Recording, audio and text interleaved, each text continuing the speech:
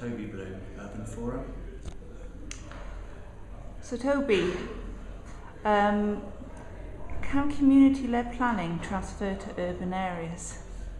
I think it's clear that the principles which have been successfully employed in rural areas to develop community-led plans are entirely transferable.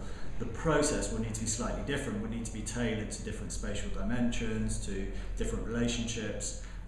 So the challenges are different, but as a process involving people to develop their own plans and vision for the future for their community is entirely consistent with kind of neighbourhood renewal and more urban regeneration programs.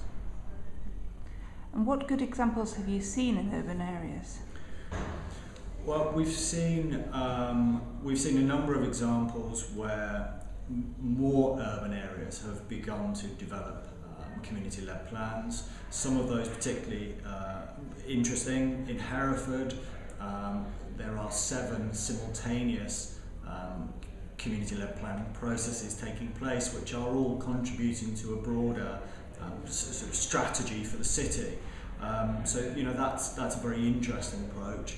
I think as well, we can look at some of the examples of New Deal for Communities programs and some of those other sort of regeneration programs. NDC in particular, I think, being led by residents to develop a vision for the neighbourhood and then follow through and actually implement it is consistent with community-led planning. The big difference and of course the big challenge is how you do that without the sorts of money which were made available to NDCs. And how can the localism bill support community-led planning?